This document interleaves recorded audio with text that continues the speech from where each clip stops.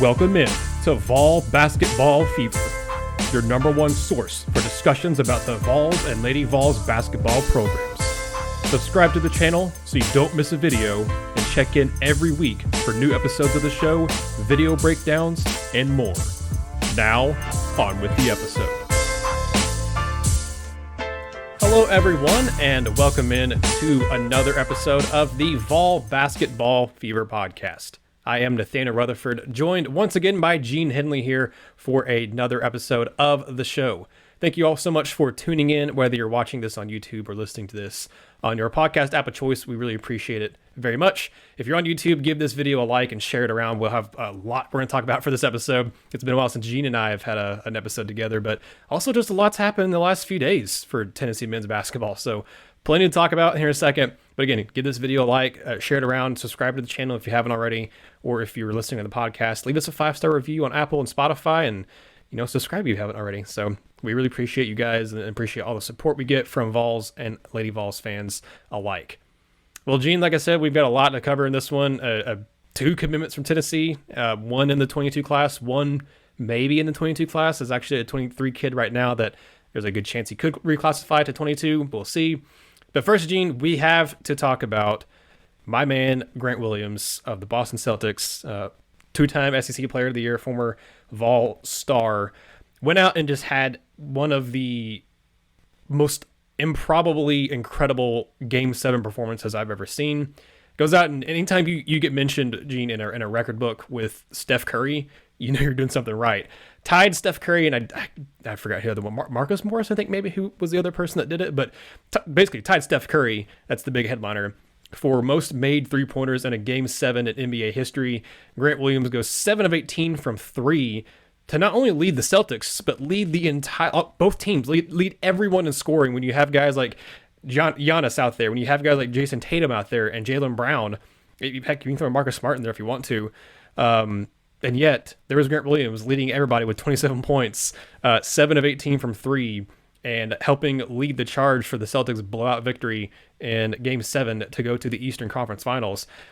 Gene, I mean, to me, the most impressive thing is, once again, Grant Williams has kind of, I don't know if reinvented is maybe the right word, but he has once again transformed his game and transformed himself. You look at when he came to Tennessee, him and Admiral had to go through what they called the fat camp, basically, where he transformed his body, transformed himself, and put in the hard work to become a very, very good freshman, and then become a two-time SEC Player of the Year as a sophomore and a junior, and be an undersized 4 for Tennessee throughout his entire career. A guy who didn't attempt hardly any threes at all in his first couple of years, and then really didn't shoot very many in his third year, but still shot a little bit more in his third season, but definitely was not known as a three-point shooter at all in his Tennessee career, period. I mean, he would shoot it, but in his third year, but I mean, when you thought of Grant Williams, you thought of a guy who would go draw fouls and have a post move, have the spin move in the lane to go and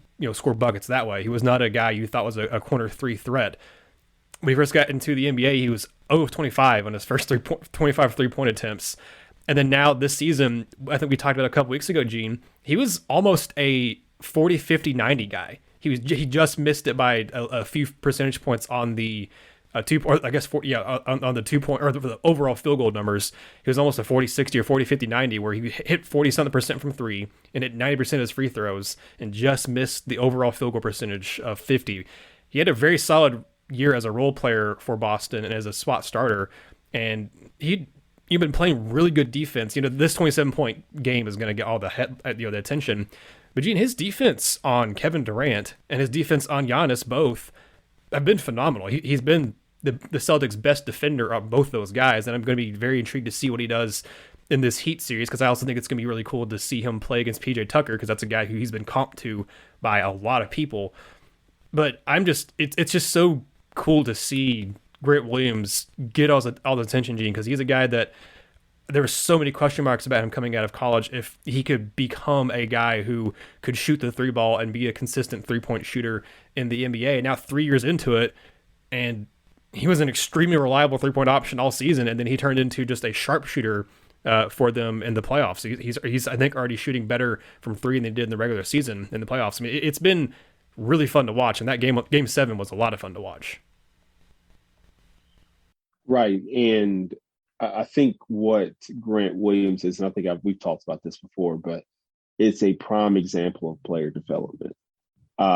It's a prime example of figuring out your flaws and working on them. He shot like 20 something percent from three a couple years ago. Maybe it was last year. I remember exactly when, but it's like 25% from 3-point range. And he's not the biggest guy. Obviously, he's strong, but he plays kind of like a four position, per se on that team. And so, like, he's going to have to get his buckets in different ways. Like, you've got guys on that team. You've got Jason Tatum, who's emerging as an amazing player right before our very eyes. You've got Jaylen Brown. You've got Marcus Smart. Heck, in the playoffs, you've had Al Horford. And so you've got who's obviously got all-star appearances on his resume. So you've got guys there who are going to get a lion's share of attention. And guess what? He's going to keep getting those shots. And like that's what this league has become now. They're going to try, good teams the Heat are a good team. And the Heat are going to try to take away those other guys, which means guys like Grant Williams and so on and so forth. They're going to have wide open looks, or at least open looks. NBA wide open looks are not like high school or college basketball open looks. You're just not going to. You're going to have a split second. That release has to be quick, and you've got to be good at it. And so, like what I saw, when I saw the highlights of that game was he had a bunch of open looks, and he was able to knock them down. And obviously, at one point this year, he was a 50-40-90 guy. I think he tailed off late, but it's a prime example of just player development. That's just on the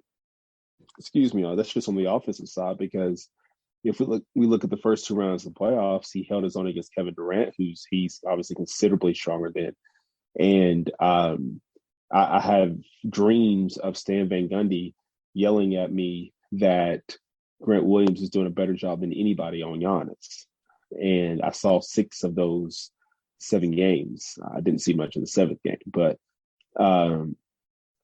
yeah, like it's just a credit to his desire to be a good professional basketball player. This is his job, and one thing that we all knew about Grant Williams was he was going to be successful at whatever he chose to do in life. When he chose basketball as his profession by being a first-round draft pick, you knew that he was going to do everything he could to be the best version of himself at that league. And for him to be the best version of himself, he was going to have to improve his shooting. I don't think he was a bad shooter in Tennessee, just never shot it, which means he just had to get the repetition. His first year, at one point, he missed like 20-something threes in a row or something. And, people were trying to run him out of Boston. And 3 years later, look at where we are. We're talking about a guy who came up huge in a big spot with no prior game 7 experience. And you don't always know how those are going to go. And some guys are going to step up and some guys are going to shrink in that moment. Ask the Phoenix Suns. Ooh, Gene, ask Chris Paul, ask the point God. I guess he's had a rough week, and it's only Tuesday as of us recording this. Oh man, they didn't. I forgot who was it. Pat Bev didn't pull any punches about CP3. He's still, and that's not a big fan of that, just because he's currently in the league, and I understand the other guys who aren't in the league anymore. Like, it's great. It makes for good entertainment, but I don't think if we look, there's been an overwhelming majority of pros, like guys that are in that league, who have not had his back. He's out there mainly on an island saying all this stuff, and he's done it for 2 days straight. And network producers are going to just keep throwing that guy on television because he says stuff. And typically, if you say stuff, there's going to be a place for you. JJ Redick says stuff, but he's so good at it that it's accepted. Draymond. There's so many guys who do, but yeah, certainly a rough week. Before I'm not going to let us get too far away from where we are. But yeah, it's been a rough week for Chris Paul, who whose AAU team Grant Williams played for. Oh, there you go. That was a nice way to bring it back there to Grant Williams and to a Tennessee relation there, Gene. But yeah, no, I mean, again, very proud of Grant as a Celtics fan. It obviously hits a little different for me too. So I'm very pumped of that. He chose Game 7 to have his incredible performance, and I think I said on Twitter I could not have asked for a better time for Grant Williams to assert his dominance. So hopefully he can help the Heat move on, or help help Boston beat the Heat and help the Celtics go to the finals. So we'll see what Grant does. I'm sure, again, a lot of listeners here may like basketball, but I don't think Knoxville has a whole lot of NBA fans. But maybe Grant Williams will convert some people into some NBA fans, or at least for a minute. Maybe not to the same degree that Peyton converted fans into Colts fans or Broncos fans here, as that either lived in Tennessee or that were Vol fans. But Grant has some, I think, sway and some power over Tennessee fans and basketball fans in general. So, or Tennessee basketball fans at least specifically. So we'll see how that goes and see how he does. And I'm very curious to see his ceiling and what he can reach as an NBA player. I don't ever expect him to be an all-star or anything like that, but he's a really, really, really good defender. I think Stan Van Gundy and other players have even said that they could see him potentially being a defensive player of the year candidate. I don't know that he'll win because it's so big, like it's so geared towards the bigs that the fact that Marcus Smart won it this year was the first time a guard had won it in, I think, 20 years, so, or at least 15. So it's usually geared more towards those rim protectors, those the 4s and the 5s in the league that are like 6'9" to 7 foot. But still, he is a very elite defender, and I think he can be an all defensive team, multiple times in his NBA career potentially. But to look at, to move on from former Vol stars to maybe, I guess, now current and potential Vol stars, Gene, last week had on a guest. If y'all missed the episode from Friday, go check it out.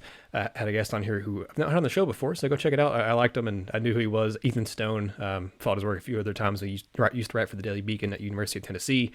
But he and I talked about Julian Phillips committing, Gene, and I want to get your thoughts on it because you and I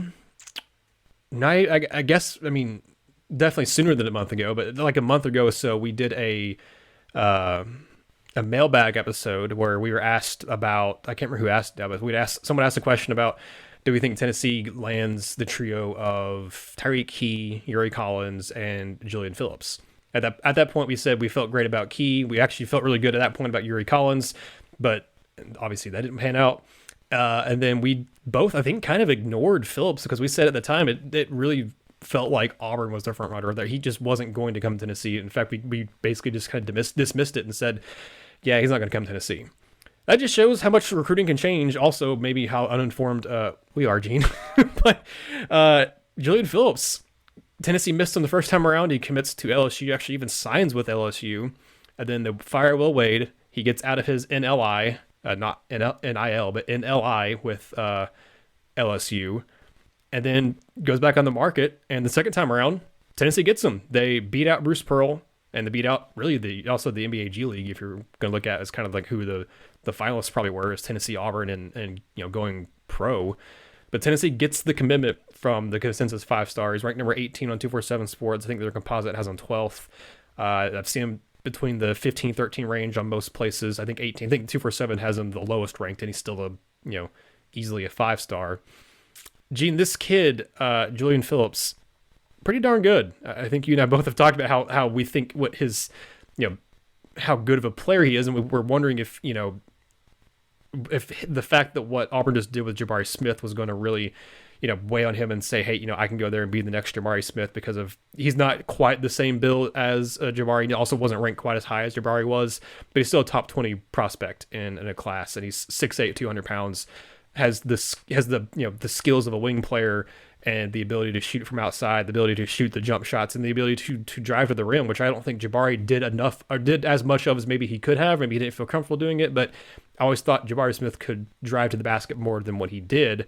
Or maybe I'm thinking wrong. Maybe he did, and I'm just completely remembering wrong, and people are listening to us saying, wow, he's stupid. But regardless, Julian Phillips from Lincoln Academy, from Branson, Missouri, 6'8", 200-pound 5-star, chose Tennessee over Auburn. Of course, a bunch of other offers too, and over the G League, and I think Ignite was the whatever it was. But Gene, I mean, this is I guess I don't want to spend too much time on it, because I did just have a whole podcast about it on Friday. But I wanted to get your thoughts on it because, again, you and I both were in the camp for weeks that we did not see him coming to Tennessee, and then it just slowly kept building up over time, and obviously now he's going to come to Tennessee. And I think he's a guy who you look at the way the roster is set up for next season, you're going to be there are minutes to be had because of the departures, but at the same time, there's not like the starting five is. I feel like it was you had more question marks in who's going to start in the backcourt that I thought you did kind of in the front court. I don't know if Phillips lives up to his potential at all, period, and stays healthy. It's going to be really hard to keep him off the floor, and I think he starts. And that to me brings up the question of I think he plays more of a three because he's not really a four, especially in kind of the way Rick Barnes likes to run his offense and defense. So do you have a case where you have an Urosh at the five or maybe a Camwa at the five, and then you have Julian Phillips, who's the same height as a Camwa, basically, at the three, and then you have a 6'6" four spot with a Josiah Jordan James? Like to me, the matchups or the lineups for next year with the rotation with the roster we already see right now. Again, there's still a couple of spots open, and we'll touch on it here in a second on another guy Tennessee got committed, and then maybe who also they're targeting still for those remaining spots. But Gene, the rotations for next season are really interesting in terms of looking at who you have coming off the bench. I mean, again, it doesn't really matter who starts and who comes off the bench. It's more of your minute allocation and also who you're trusting in those final 4 minutes of a game. But man, there's we're already seeing kind of the flipping of the roster here for Tennessee, and the talent is going to be maybe just as good as this past year's team was in terms of at least just like on paper, the talent and experience that you're bringing in for the roster next year. Because I think Julian Phillips is just a legitimate, I mean, barring injury, I think he is a one and done player, but I think he's a legitimate, like very, very, very solid freshman campaign upcoming for Tennessee. Yeah, so I'm thinking, sorry, I was actually in the process of banging out like just a bunch of names of guys that I could see, just the first names that, I think of when I think of this Tennessee team. And the first 8 names that I typed in were Ziegler, James, Vescovy, Phillips, Edwards, Plavsic, Key, and Kamwa.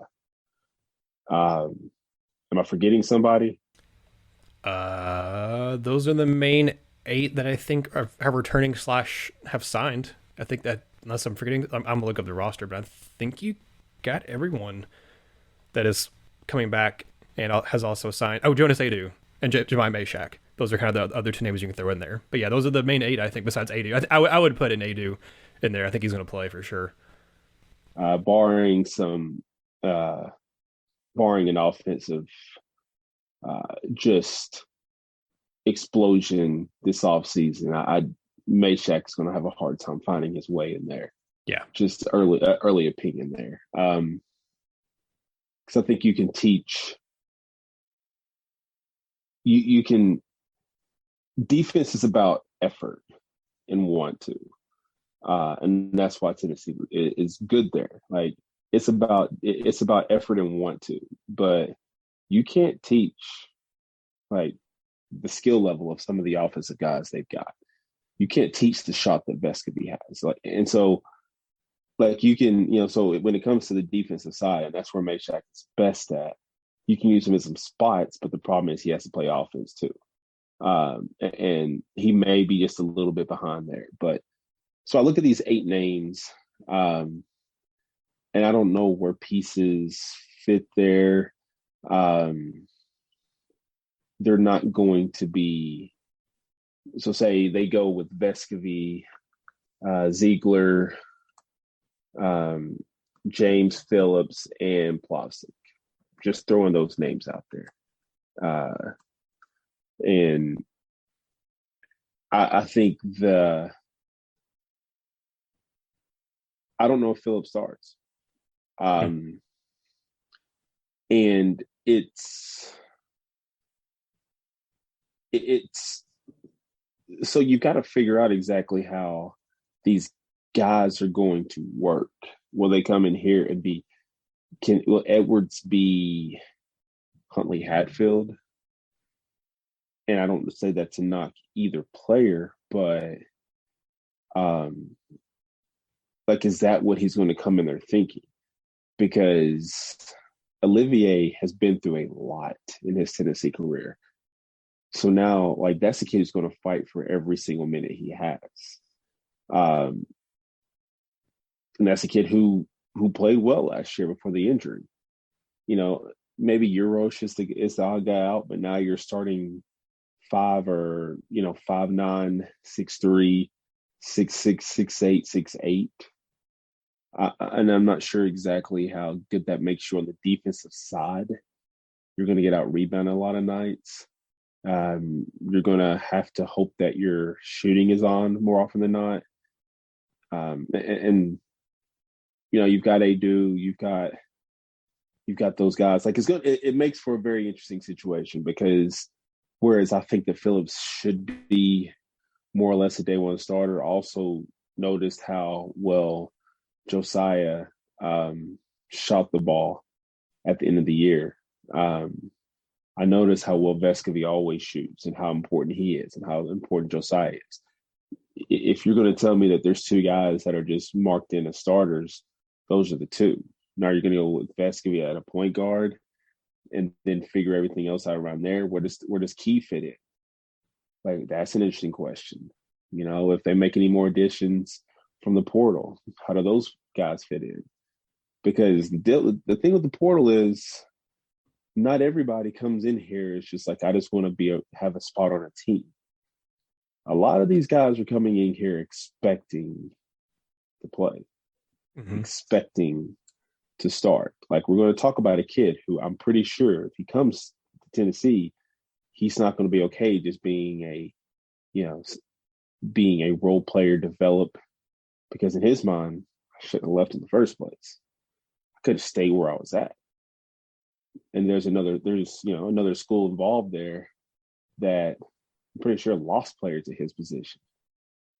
You can go play right away. You ain't got to worry about the rest of it. So, like, I'll be interested to see just like those 8 right there, the ones that immediately pop off my head. And no, not those 9. I'm sorry, those 9, and and Adu. Like, you can't stunt his development. You can't. The guys who you look at that are just uniquely talented players, you can't stunt their development, whatever that means. I said about Huntley Hatfield last year. I do think that whereas I didn't like the narrative that was being created out there by him, I also think that there's some stuff for him that he's got to figure out as far as what he wants to do. But you can't stunt the development of these younger guys. If Phillips out there getting 5-10 minutes a game, then guess what? You won't have him for the 23-24 season. You'll have him next year, but that kid will be in the portal. And can he be happy in a system that doesn't really feature wings? Doesn't. Wings are expected to catch and shoot. And occasionally, look at what Admiral Schofield did. That's essentially the role you're talking about. I mean, these are things that have to be thought about. Again, a lot of times kids don't think about it. They get there, they think because they're so good. This is at every level of basketball.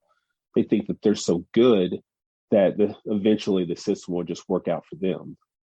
It's not always the case. I mean, Admiral was mainly a spot shooter. I think Admiral shot like 60 free throws his senior year of college. Maybe 80. I'm pretty certain it wasn't 100. And that's one of the things I remember thinking about. I'm like, this is his 6'5" with that body, that build. He should get to the line a lot. Didn't. And so like that's trying to figure out that system it's going to be interesting because I don't see it changing. It's going to run through whoever that point guard is. And at this moment, they've only got 2. And one of them's been there what seems like forever, because in this day and age, being in college, the same college for 4 years, it's like being there forever. But and that's where we are with Vescovy and even with Josiah. But like that, the offense is going to run through those guys and it'll filter out to the others. And maybe something changes with that, but it's it's one of those things that I think will have to be monitored. But I mean, right now, the fact that you get those guys is always the key. Like, because if you're going to, I mean, for you to compete, you've got to be willing to go in there and get some of those guys. And they've done a good job of at least doing that. Yeah, I think it'll be interesting. You're talking about getting to the foul line. That was something that Tyreke Key excelled at. I mean, it was Indiana State, but even at like the high major schools they played. And of course, again, they played in a pretty good mid-major conference too. He was really good at drawing fouls. And when I was able to interview him here on the show, I asked him like, "Hey, it seems like you're good at that. Do you really like embracing contact?" And he said, "Yeah." He's like, "I like that, you being physical, using that physicality." He's not like, he's a guy who's 6'3". He's not like a Grant Williams who is 6'6" and 235. He's 6'3", 205, which still, he's built. I mean, you see pictures of him. If y'all saw him on the video here on the channel, you'll know he's not like a scrawny 6'3" kid. He's a 6'3" built 205 kid. So that to me is interesting. That's the kind of guy Tennessee brought in, was a guard who gets to the rim and draws a lot of fouls. I think Phillips is capable of doing that too. I don't have, it's hard to find stats for high school kids really, most of the time. But I know Phillips, I think he played at that, it was on TV. I can't remember what it was now, but that tournament, I think he finished like 4 or 5 from the floor, 9 points, a couple boards. I think he was, made to the free throw line one time, was 1 of 2 from there, or maybe 1 of 1 from an and 1.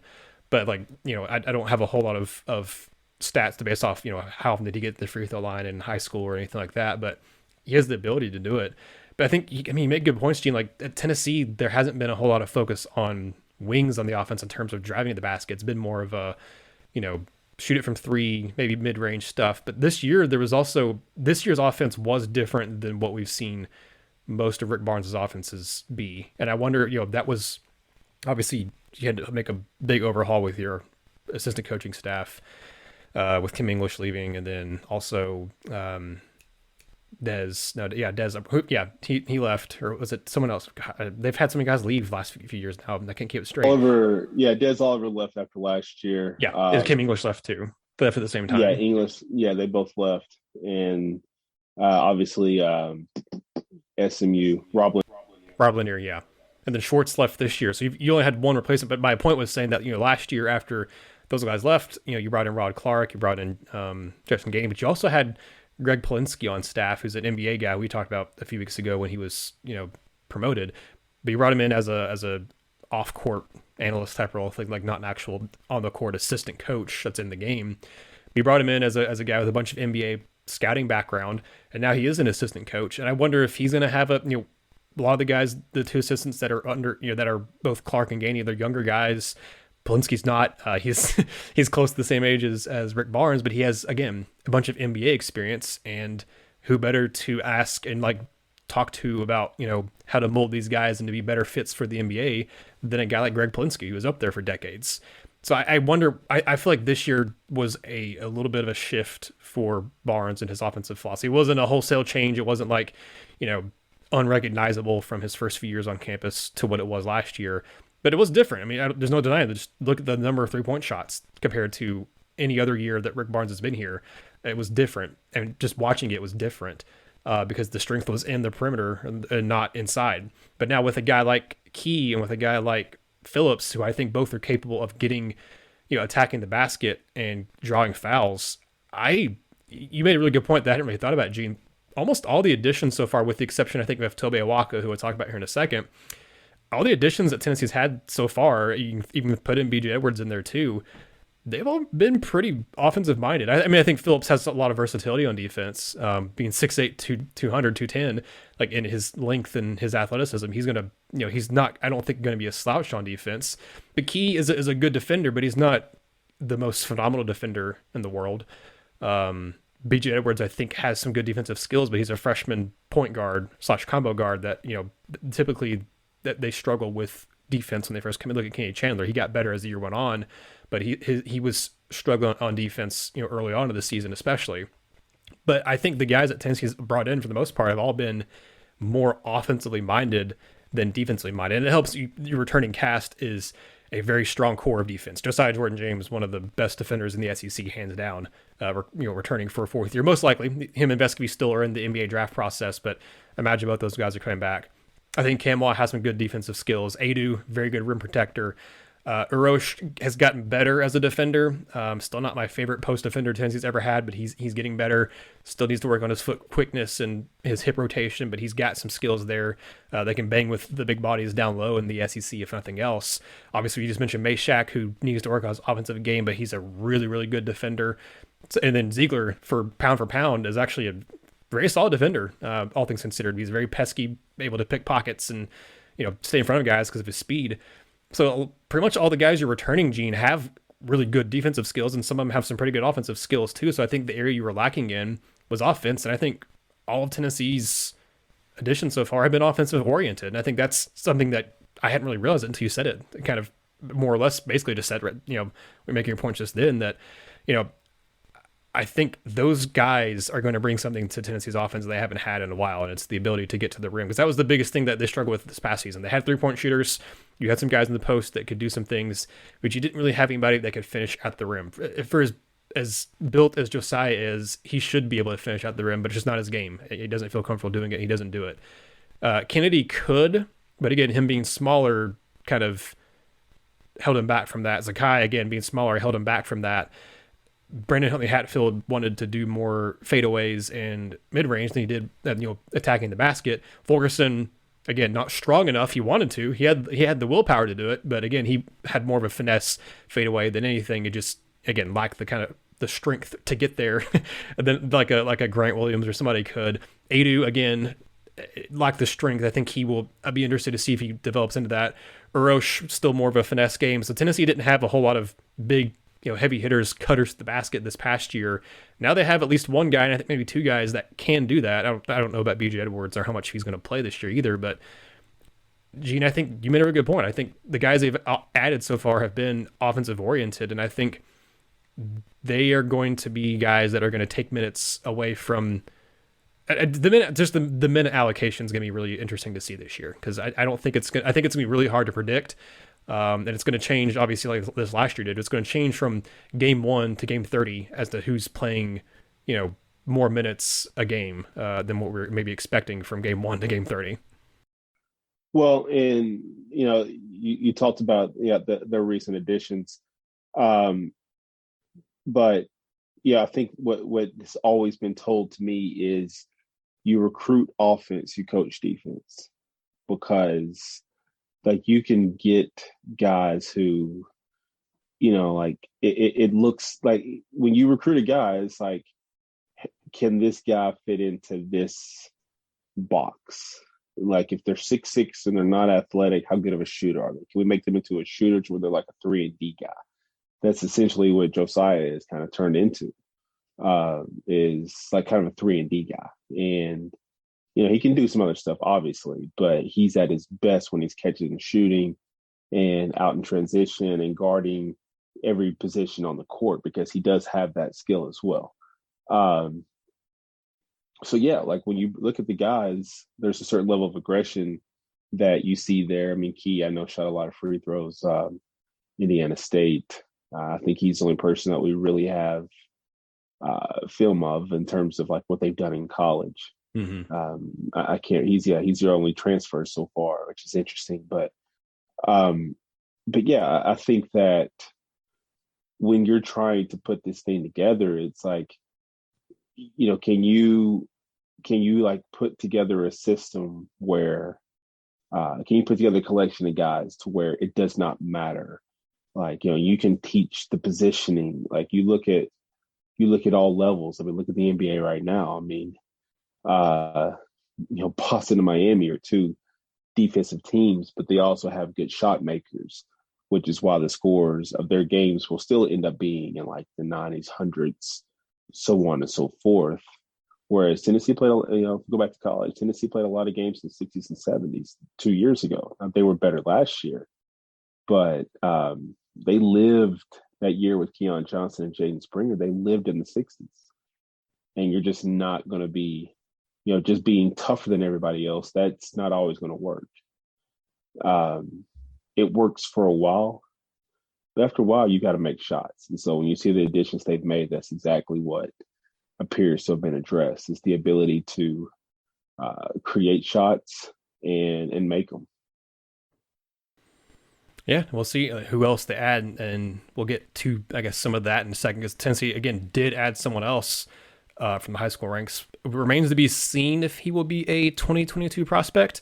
He was listed as one for a long time, and then all of a sudden, when he committed, he said he's going to be part of the 23 class, and I'll be interested to see. I think the scuttlebutt has something to do with his AAU program and him wanting to treat them with respect and I think serve out as much as he can with them, but it also still join the team Tennessee in the summer and maybe be a 22 prospect. So I think the idea is that he's going to be a 2022 signee for Tennessee. But regardless of when he plays with Tennessee, the Vols got a commitment on Tuesday morning from 6'8" power forward, and in this case, he's not like Julian Phillips. He is actually a power forward, 6'8", 240. Tobe Awaka, who again right now listed as a 23 kid, but really is a 22, maybe potentially kid, from the Bronx, just like Zakai Ziegler, and just like Zakai Ziegler played for the New York Lightning AAU program as well, and did a really good job on the EYBL circuit. I believe in the Peach Jam, he led all players in rebounding, I think with like 11 per game or something like that. Was named the Gatorade Player of the Year in New York, which is a pretty nice distinction for what he did for Cardinal Hayes, where he averaged like 19 and 12 a game this past year for Cardinal Hayes. So I think, Gene, looking at his film and the way he just viciously attacks the rim, I mean, he's a guy that I think is just we were just talking about it, gives all kinds of effort. You can't teach that kind of drive and that effort. That's what Tobe Walker brings. Again, I'll be really intrigued to see how he can translate into college and what he can do, because obviously it's one thing to go out and average 19 and 12 in high school, even if it's in New York, but you're doing that in a high school game when you're 6'8", 240. Like I'd be kind of concerned if you're 6'8", 240 and you aren't averaging a double in high school.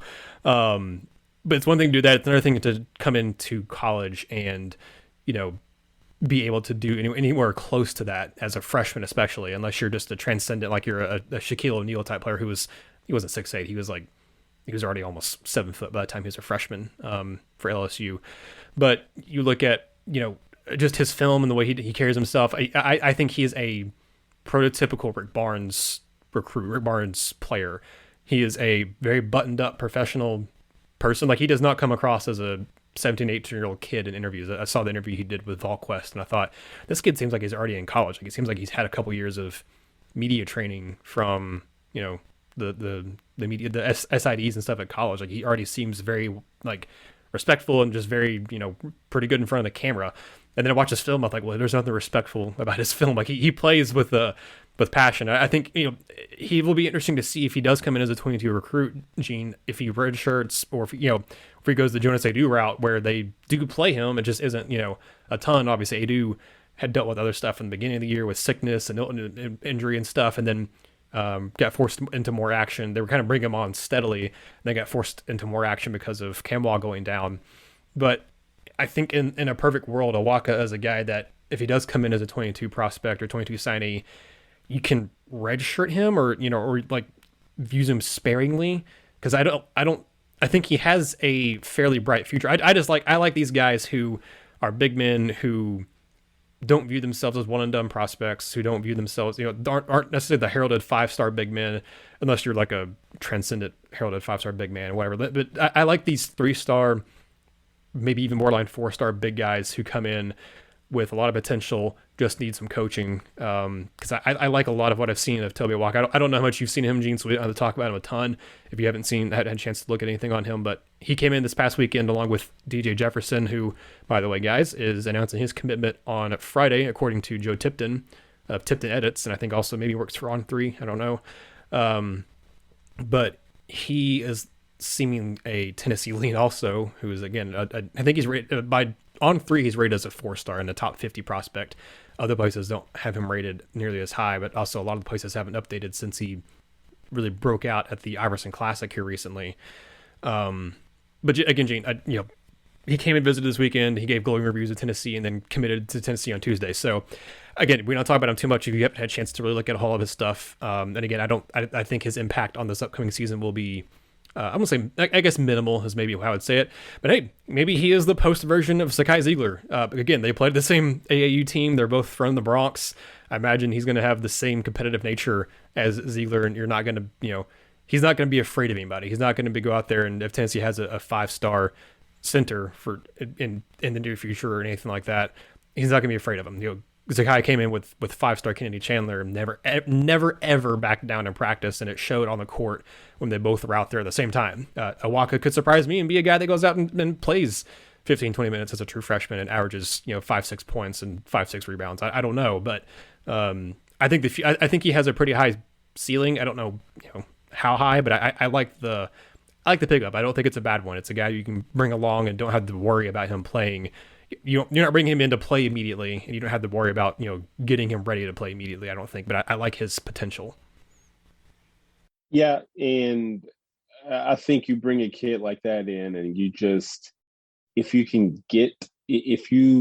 go through the preseason, and if you think that you can maybe milk something out of them, then you put them out there because everything in college basketball is a year-to-year proposition now, and it's tough to just specifically say, we're going to bring you in and redshirt you.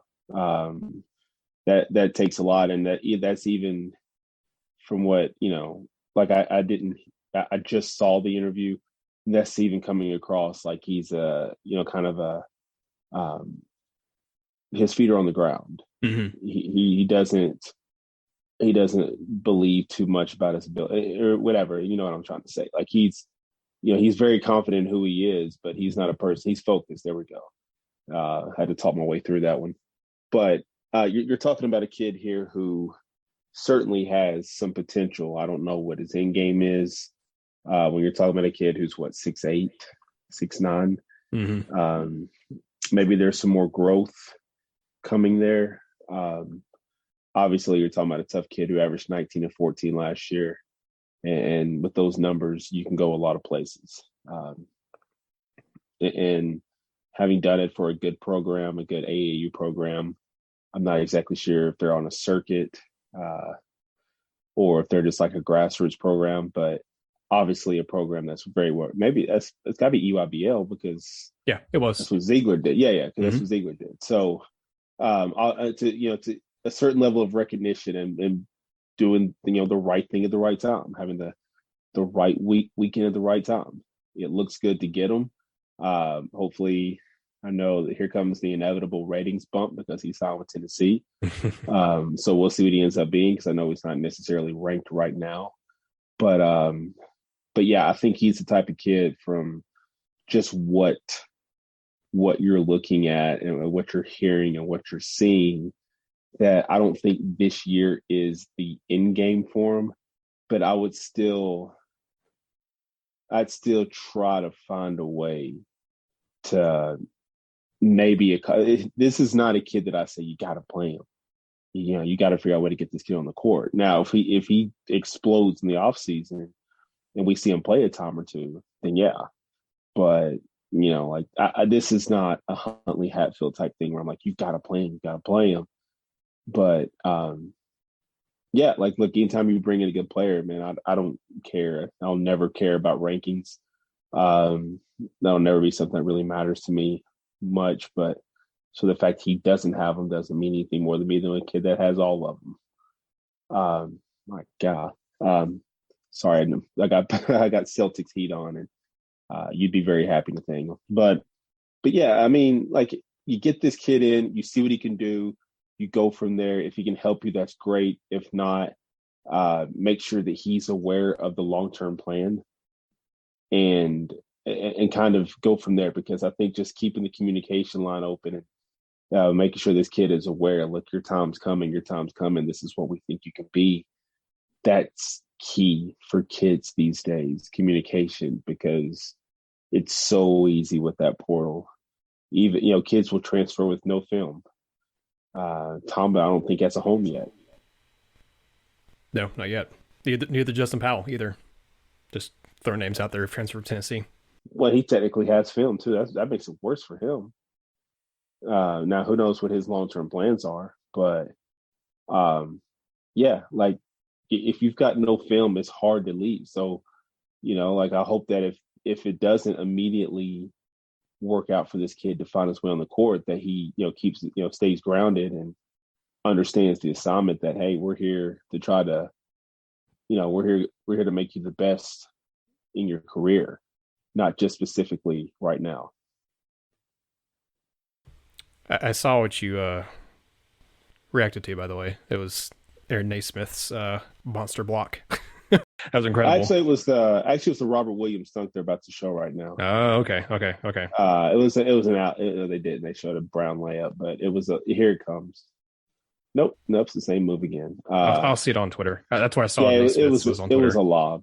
Okay. Yeah, it was a lob. Oh, but to get back to your point, and to wrap it up here with our final topic in a second too. Now, I think you're right. Like, stars don't matter. I think that it'll be. He's not. Like you said. He's not I don't think Awaka is a guy that you have to play, or if like you feel like you have to play, unless again he comes in and he is able to be a 22 kid, and he comes in the summer and then does what Ziegler did in practices and just blows you away and says, okay, we got to get this kid on the court. Our plan was to kind of bring him along slowly and maybe even redshirt him, but he's demanding playing time by the way the work he's putting in practice. I'm gonna try to reach out and get an interview with both Julian Phillips, coaches from his high school, and then also coaches for Toby Awaka's high school. I try to talk to the transfers because they've been in college and they've had some media training.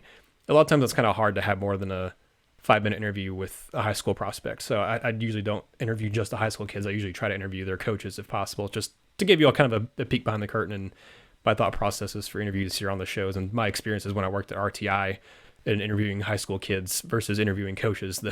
You usually get more out of a coach and talk with them for 15, 20, 30 minutes. And high school kids, it's a lot harder to do that. They're the rare exceptions of high school kids who give good interviews and, know how to handle themselves in media, but, they just haven't had the training. They're not used to it. So I don't expect them to. But anyway, to kind of wrap up the show here, again, I mentioned DJ Jefferson is announcing his commitment on Friday. It seems like Tennessee. I think there's already a crystal ball prediction on 3 for him, or one of those sites that predicted Tennessee. There's also a 23 kid, Cade Phillips, who's a high 4-star, who's announcing his commitment on Thursday. And from what I've seen, Tennessee has some good momentum there as well. So Tennessee maybe get some more booms, I guess, is the way we all say it in social media. Some more booms this week, Gene, that in the 23 and maybe 22 classes as well. But I want to finish out the podcast here. You've already alluded to it a couple of times. I think even I've alluded to it a couple of times too, of maybe another player that Tennessee is, could add and definitely is trying to add to round out the upcoming 22-23 roster, and that is Tyrese Hunter, who Ethan Stone and I talked about on Friday, and we said it felt like Texas. And I'm still going to lean towards it being like Texas, but there seems to be some more momentum with Tennessee there, but again, it's recruiting. As we had just highlighted at the beginning of the show with Julian Phillips, things change, sometimes slow, sometimes fast. But Tyrese Hunter, the point guard transfer from Iowa State, right? Iowa State, Texas Tech. Why did I just forget where he came from? One of the Big 12 schools. He's visiting Kansas, but it seems like Kansas is recruiting kind of 3 guys for one spot, and one of them is the McCullers kid from Texas Tech. And I think they feel better about their chance. I don't know. It'll be interesting. His finalists, Tyrese Hunter's, were Tennessee, Texas, Kansas, Gonzaga, Purdue, and I want to say there's another school in there I'm forgetting because I thought he had 6, and I think only his name 5. I don't remember what the other one was now, but anyway, those are all really good schools and schools that have made deep runs at the NCAA tournament recently. And of course, Kansas just won it all. Tennessee's made Sweet 16 and an Elite 8 run. Gonzaga's made it to the national championship multiple times. Purdue's made an Elite 8 run at multiple Sweet 16s, and of course Texas, the Final Four, a couple of Elite 8s as well.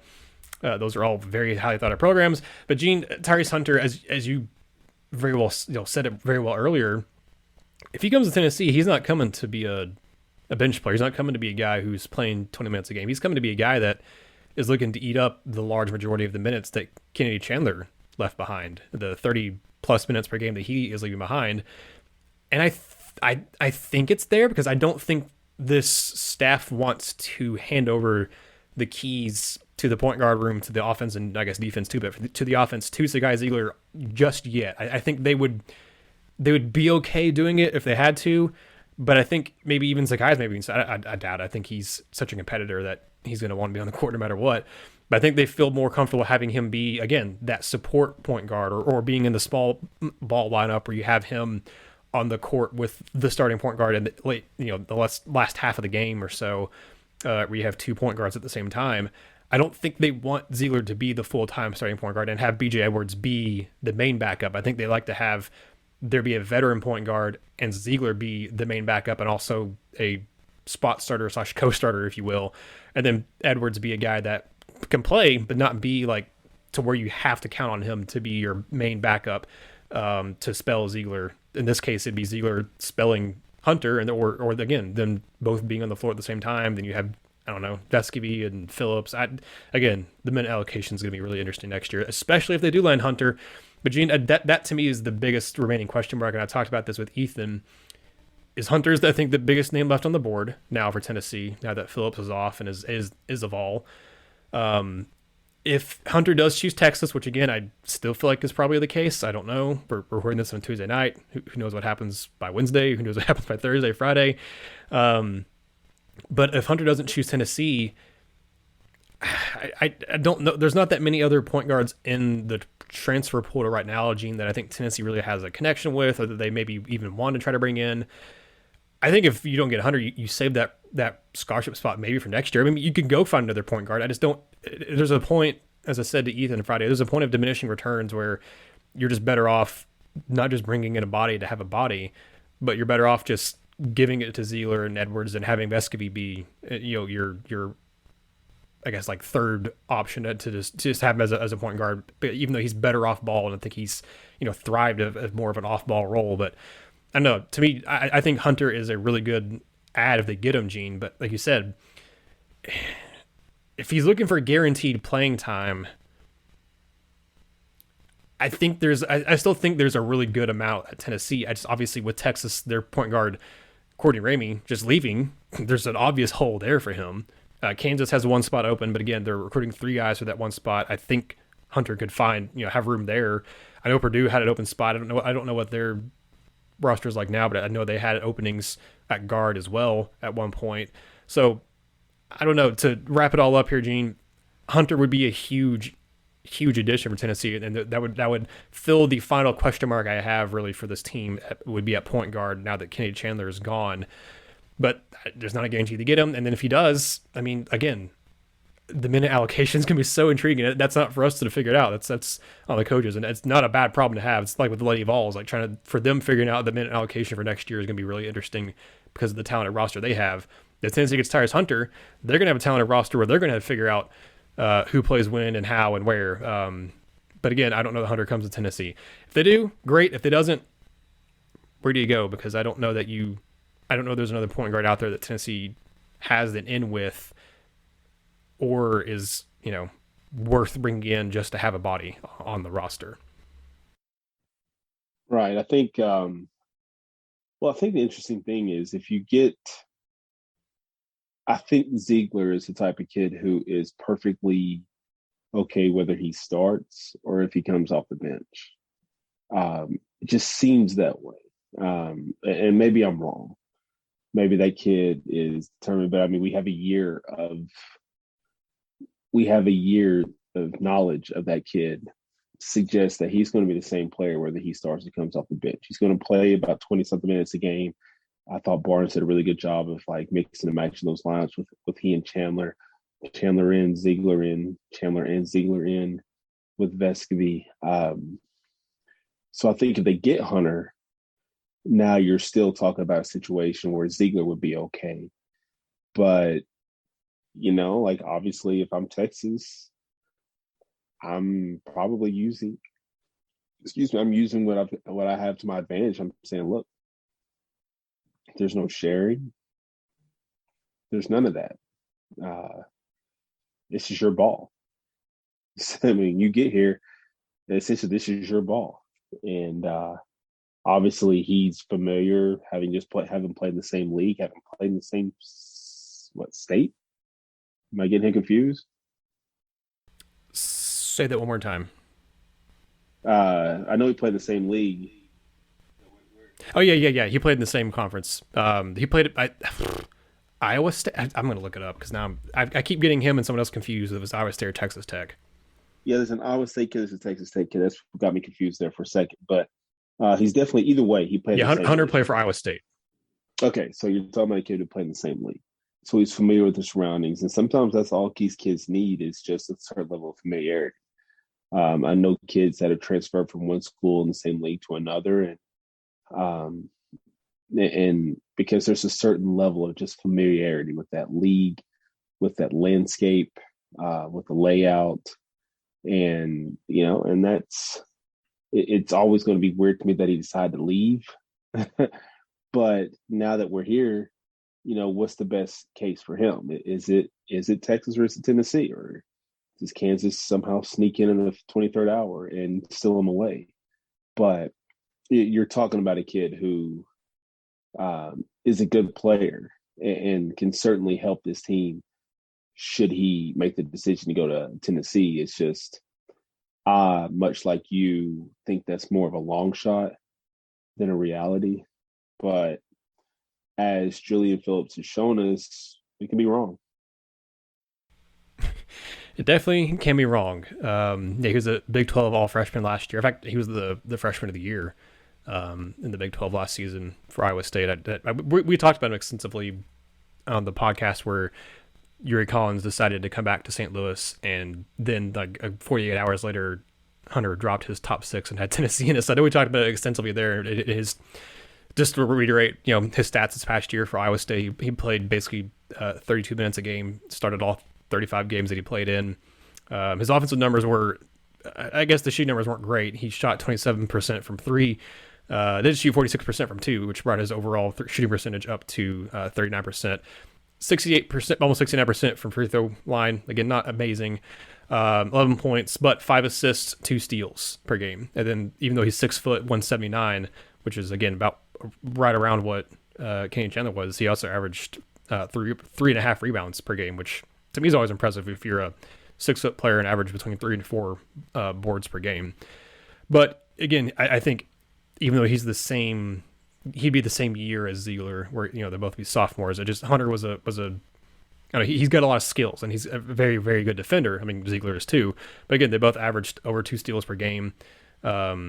But looking at kind of the advanced metrics type of stuff and like looking at the defensive metrics, defensive win shares and stuff like that, Hunter's defensive win shares and his defensive box plus minus were a lot higher than his offensive. So, I mean, he was a really good defender last season for Iowa State. Again, it's reflected in the steals, but steals can be misleading sometimes because you can have a lot of steals and be a bad defender because it sometimes means you're just more lucky than good. Sometimes if you have a lot of steals, that's not always, but sometimes it can be. But no, it just means that you're playing passing lanes and Allen Iverson was a pro at that. I mean, like he was not a good defender, but because he was so small, he had to take chances, so he got a lot of steals that way. It doesn't always mean you're good.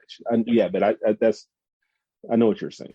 Yeah, So regardless, Tyrese Hunter, I think it's come down to Tennessee and Texas, and like you said, Kansas getting him on the visit. I mean, it's hard to resist the allure of a blue blood like Kansas, especially now that they've just won a national title, and it doesn't really seem like there's going to be any fallout from into the NCAA investigation to them. And now with the era of NIL, I mean, what can you do against Kansas at this point? So, I mean, it just seems like he's going to have this pick. He's going to have this pick of wherever he wants to go. But those 3 schools really are the main focus, and really, I think it's Tennessee and Texas are the main two. I haven't heard a timeline for him in terms of when he's announcing, but again, I know Thursday is Cade Phillips and Friday is DJ Jefferson for Vol fans looking ahead for announcements that are big for Tennessee. But we'll see about Tyrese Hunter. Again, like you said, Gene, we were proven wrong about Julian Phillips, and I'm glad, man. I was very happy to be proven wrong about Julian Phillips and him not coming to Tennessee because he came to Tennessee, so it's good for Tennessee. But yeah, so far the recap for Tennessee right now in the offseason.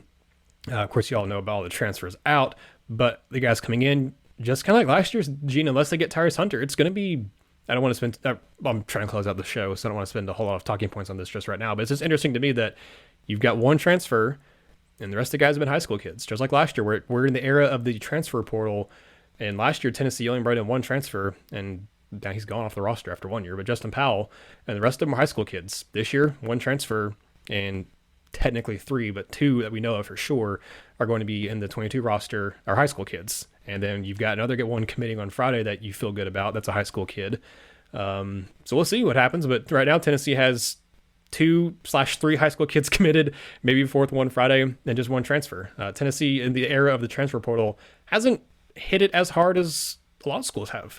But again, last year it paid off for them. We'll see what happens this year, and who ultimately they're able to get here in the next couple weeks, month. I don't know. It's going to be interesting with the recruiting period going even further out for the upcoming season into like May and stuff because of the transfer portal and because of when they're allowed to withdraw their names from the NBA draft considerations and things like that too. Because there's still a lot of guys that are in there right now who, once they decide to pull their name out of the NBA draft consideration, can come back and transfer. I mean, you were talking, you and I, Gene, before we were recording, we're talking about Malachi Smith. I mean, he's a guy who's going through the draft process and withdrew his name and now can transfer wherever he wants to. I wish he'd come to Tennessee, but he's not going to. But he's a talented kid that is going to use his last year as sure to go elevate his stock and to get more eyes on him than where he was at UTC. But anyway, Gene, it's been a while since you and I were on here, so you and I could talk for a long time about stuff, but I think I'll go ahead and wrap it up here at the 1 hour mark. So I want to say thank all of you all again for listening. Again, when we record next week, hopefully Gene and I will have time next week to do it. We're going to have a bunch to talk about again because Tennessee's might add another commitment or 2 or 3 or 10. We'll have plenty to talk about because there's no shortage of offseason topics right now. There's a little bit of a lull there for a second, and everything, all like it always does, just came in bunches for Tennessee for news wise. But again, to wrap up, Tennessee gets Julian Phillips, Tennessee gets Tobe Awaka, Grant Williams, stellar in Game 7, and there may be some more commitments on the horizon for the Vols. But again, thank you all for listening, watching. If you're on YouTube, subscribe if you haven't and like this video. It really helps out the show. It helps out the videos when you like them. I really appreciate that. And leave comments too, because all the algorithm stuff, all the engagement stuff, it really does help.